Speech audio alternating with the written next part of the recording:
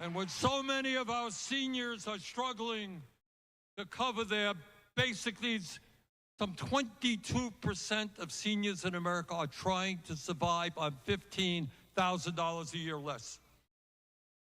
Why aren't we raising Social Security benefits and providing pensions to the workers in this country who desperately need them? And why don't we have a foreign policy which does not spend billions of dollars on a Netanyahu government starving children in Gaza?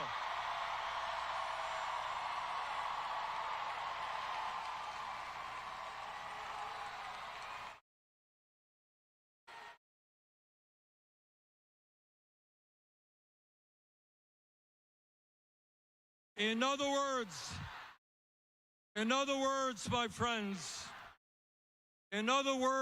friends, a victory for Iran will help Americans understand that in the richest country in the history of the world, there is nothing we cannot accomplish.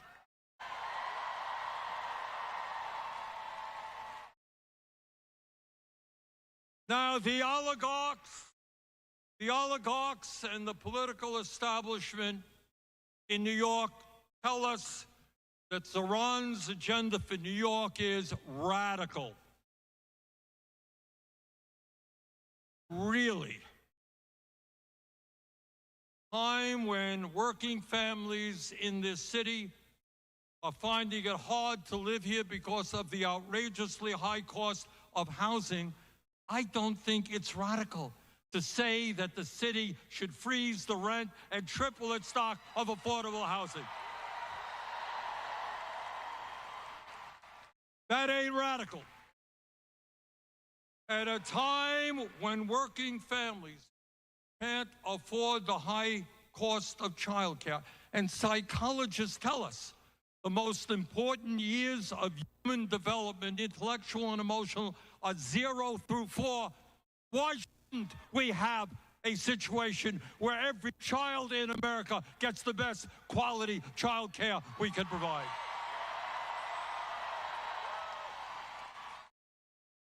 That ain't radical. Taking care of our kids is not radical.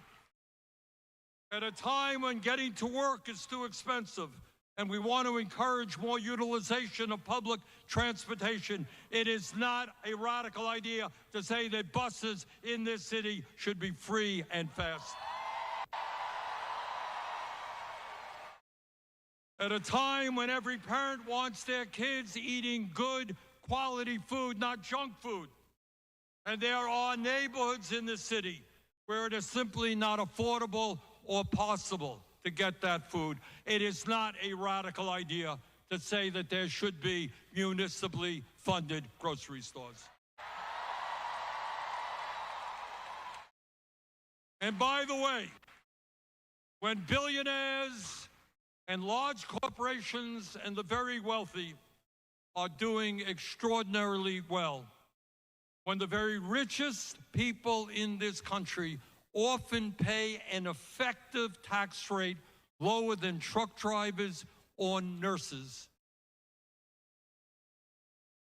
it is not a radical idea to say that the rich should start paying their fair share of taxes.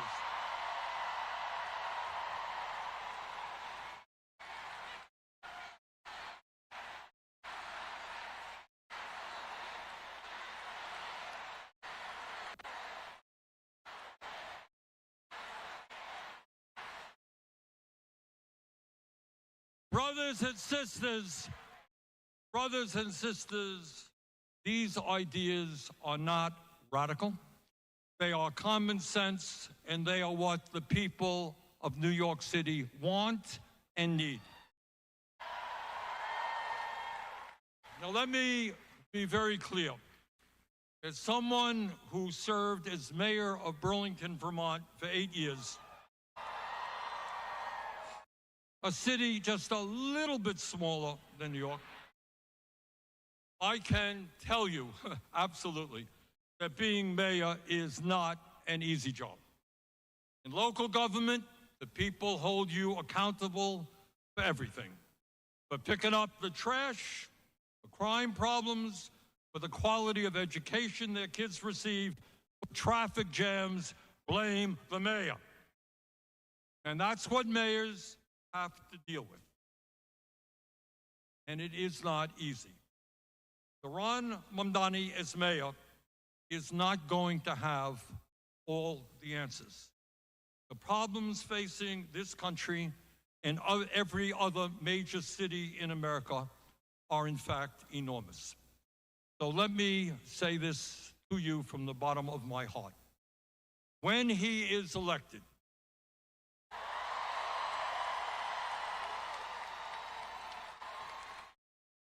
your job is not over.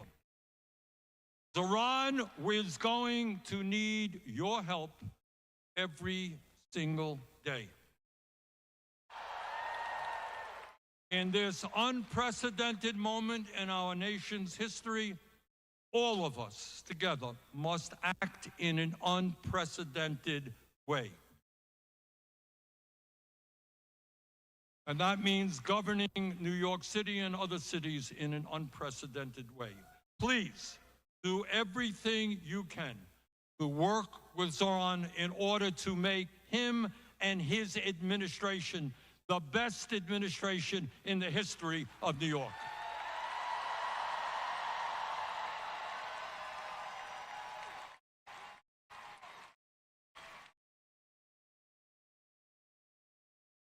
Let me conclude by saying this, and I say this again as somebody who became mayor of Burlington, Vermont in 1981 by winning that election by 10 votes after a recount.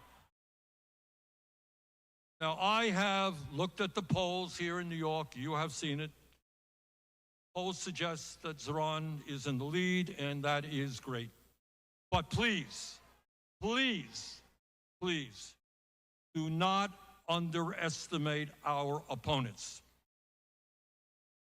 They have a huge amount of money, and they are spending it right now. So I urge you, forget about the polls. Go into the last 8 days of this election assuming that you are 5 points behind.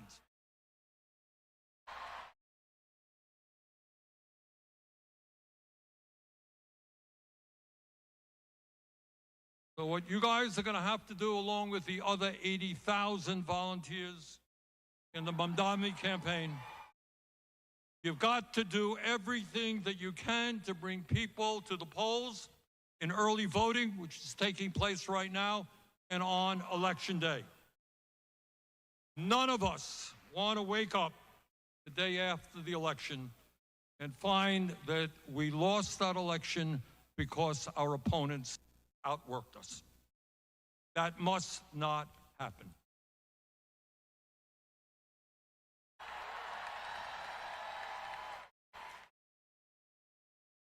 Brothers and sisters, a year ago, very few people in New York knew about a 33-year-old assemblyman named Zohran Mamdani. And when he first entered this race for mayor, he was polling at all of 1%. Nobody knew who this guy was. But Zohran did what people who are serious about real change always do. He created a campaign from the bottom on up by building an extraordinary and unprecedented grassroots movement, which now has tens of thousands of volunteers.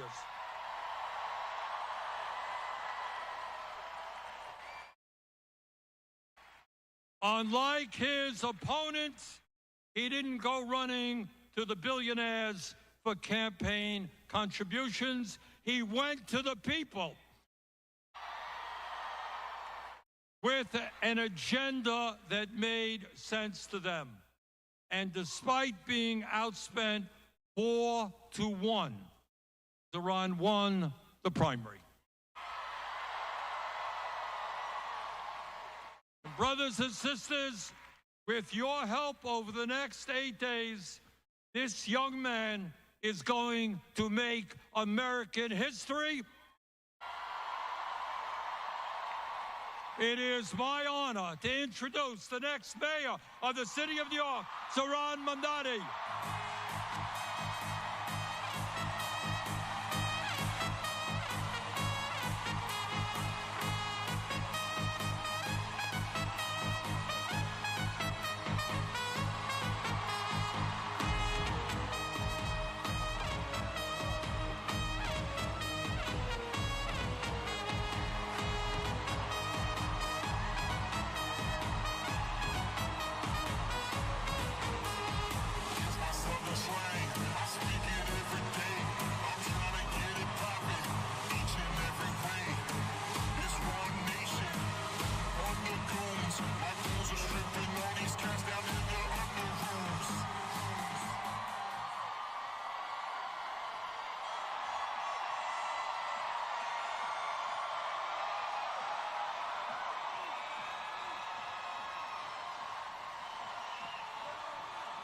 Thank you.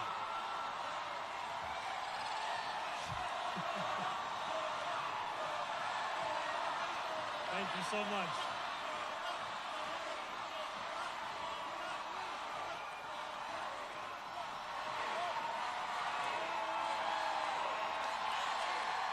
Good evening, New York City!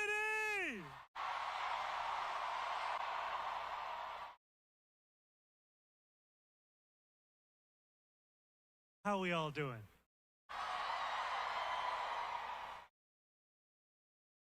Habibi, how are you? It is so good to see you all here tonight.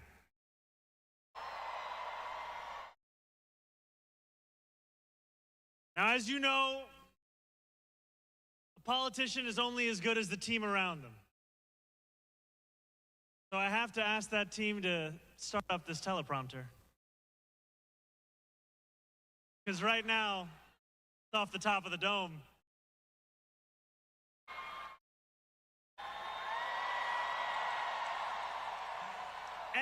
And while we wait, why don't we actually begin? Can we first hear a round of applause for our incredible MC, Sarah Sherman?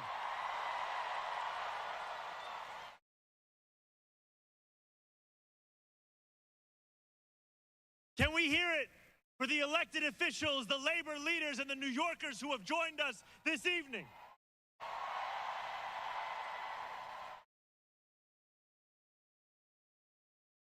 And can we hear it for Congresswoman Alexandria Ocasio-Cortez?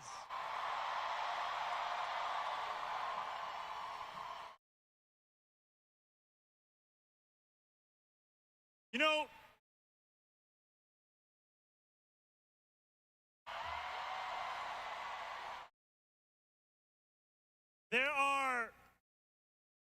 there are many things one can say about our Congresswoman, but I want to tell you a story about 2021.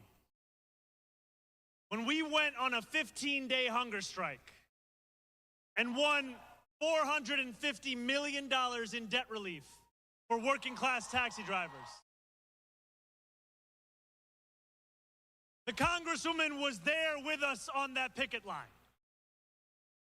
She was there with us on the phone after everyone else had gone home.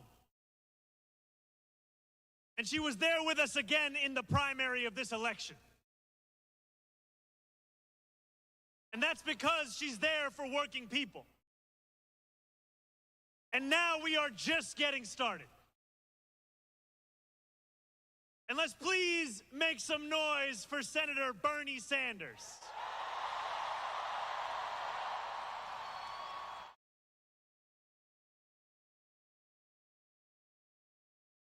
I stand before you tonight only because the senator dared to stand alone for so long. I speak the language of democratic socialism only because he spoke it first.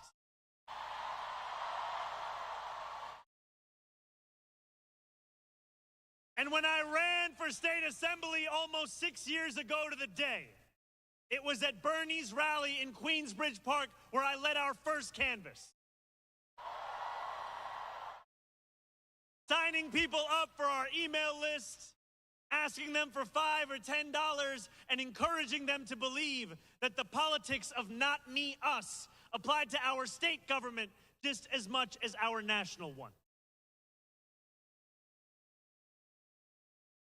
When we win on November 4th,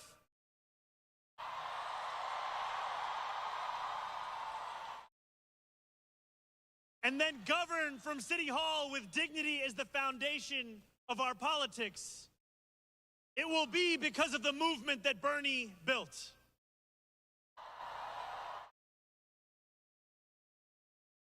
I stand before you tonight as the nominee of a Democratic Party reinvigorated in its pursuit of making government work for everyone, not just the wealthy and the well-connected.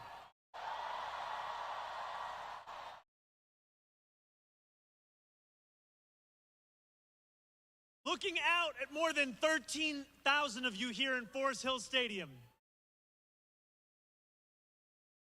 it is tempting to believe that this moment was always destined. Yet when we launched this campaign on October 23rd, 1 year and 3 days ago, there was not a single television camera there to cover it. When we launched this campaign 1 year and 3 days ago, my name was a statistical anomaly in every poll. 4 months later, as recently as this February, our support had reached eye-watering heights of 1%. We were tied with noted candidate, someone else. I always knew we could beat him. When we launched this campaign 1 year and 3 days ago, the political world did not pay it much attention because we were looking to build a movement that reflected the city as it actually is, not just the one that political consultants think exists on a spreadsheet.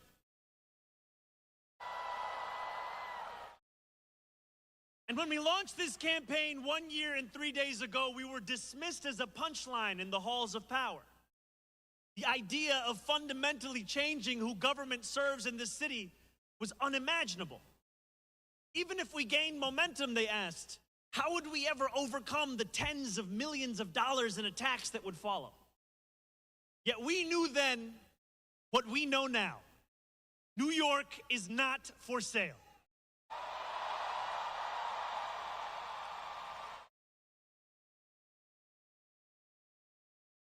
As young people showed up in record numbers, as immigrants saw themselves in the politics of their city, as seniors, once skeptical, dared to dream again,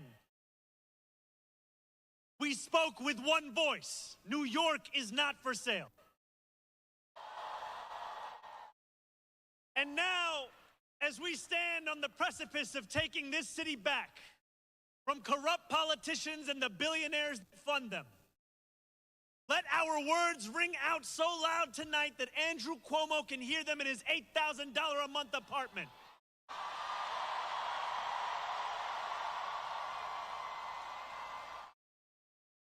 Let them ring so loud so that he can hear us even if he's in Westchester this evening. Let them ring so loud that his puppet master in the White House hears us.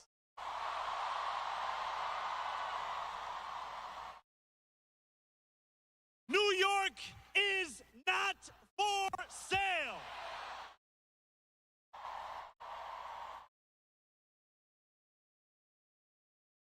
"13 days after we announced our candidacy, Donald Trump won the presidency once again. The Bronx and Queens saw some of the largest shifts to the right of any counties in our country. No matter what article you read or channel you turned to, the stories seemed to be the same. Our city was headed to the right. Obituaries were written about Democrats' abilities to reach Asian voters, young voters, male voters. Again and again, we were told that if we had any hope of beating the Republican Party, it would only be by becoming the Republican Party. Andrew Cuomo himself said that we had lost not because we had failed to speak to the needs of working class Americans, but because we had spent too much time talking about bathrooms and sports teams. This was a moment where it seemed our political horizon was narrowing. And in this moment, New York, you had a choice to retreat or to fight.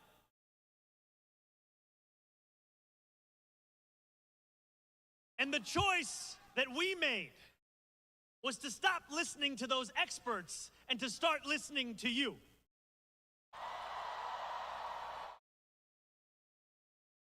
We went to two of the places that saw the biggest swings to the right, Fordham Road and Hillside Avenue. These New Yorkers were far from the caricature of Trump voters. They told us they supported Donald Trump because they felt disconnected from a Democratic Party that had grown comfortable with mediocrity and gave its time only to those who gave millions. They told us that they felt abandoned by a party beholden to corporations, which asked them for their votes after telling them only what it was against, rather than presenting a vision of what it was for. They told us they didn't believe in a system anymore that did not even pretend to offer solutions to the defining challenge of their lives, the cost of living crisis. Rent was too expensive, so were groceries, so was childcare, so was taking the bus, and working 2 or 3 jobs still wasn't enough. Trump, for all his many flaws, had promised them an agenda that would put more money in their pockets and lower the cost of living. Donald Trump lied. It was up to us to deliver for the working people he left behind. Over the 8 months of the primary, we told New Yorkers how we intended to address that very same affordability crisis. We did not do it alone. This was a movement powered by tens of thousands of everyday New Yorkers who knocked doors between 12-hour shifts at work and phone banked until their fingers were numb. People who had never voted before became die-hard canvassers. Community formed. Our city got to know each other and itself. This, my friends, was your movement. And it always will be.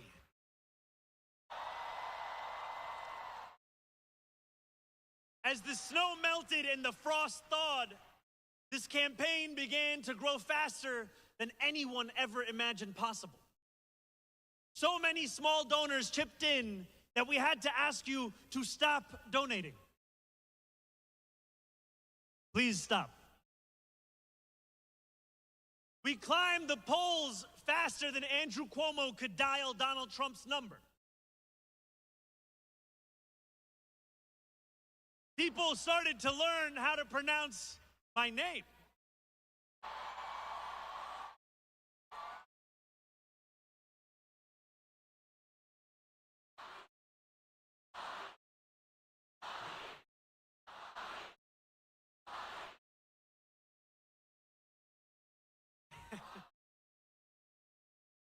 And the billionaires got scared. Or, as the New York Times would describe it, the Hamptons was basically in group therapy about the mayoral race.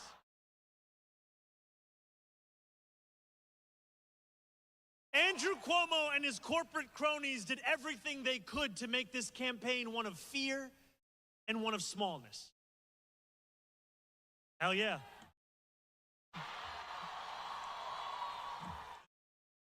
Obviously.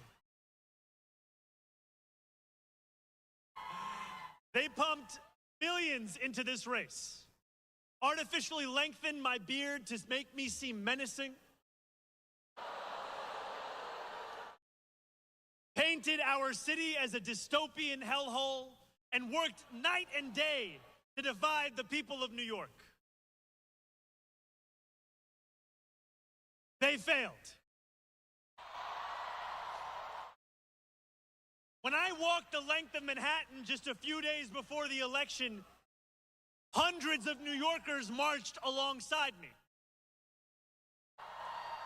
And when we strode into Times Square under a billboard with betting odds that showed Cuomo's chances of winning at nearly 80%, we knew that the so-called experts were set to get it wrong yet again. Andrew Cuomo was supposed to be inevitable. And then on June 24th, we shattered that inevitability.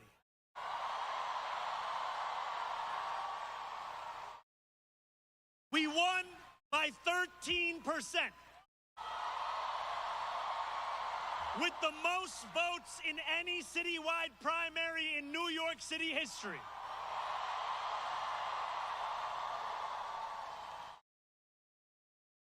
Some of those New Yorkers had voted for Trump. Many others had never voted before. And when Andrew Cuomo called me to concede at 10:15 that night,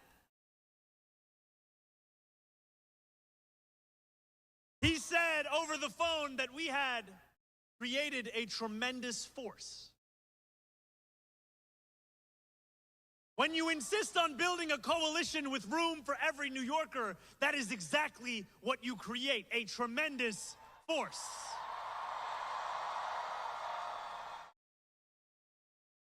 That force has only grown over these past 4 months. We now have more than 90,000 volunteers. And we have spoken to millions more New Yorkers. We have put forth new plans in these last few months for how we will govern, hiring thousands more teachers for our schools, taking on the consultants and the contracts in city government, and tackling the final boss of New York City infrastructure, scaffolding. But over the past few weeks, as this race has entered its final days, we have witnessed displays of Islamophobia that shock the conscience. Andrew Cuomo, Eric Adams, and Curtis Sliwa do not have an agenda for the future. All they possess is the playbook of the past. They have sought to make this election a referendum not on the affordability crisis that consumes New Yorkers' lives, but on the faith I belong to and the hatred they seek to normalize. We spent months working to convince the world that New Yorkers have a right to afford this city that we all love. Now, we are being forced to defend the idea that a Muslim is even allowed to lead it. These same big money donors and disgraced politicians have sought to rob us of our ambition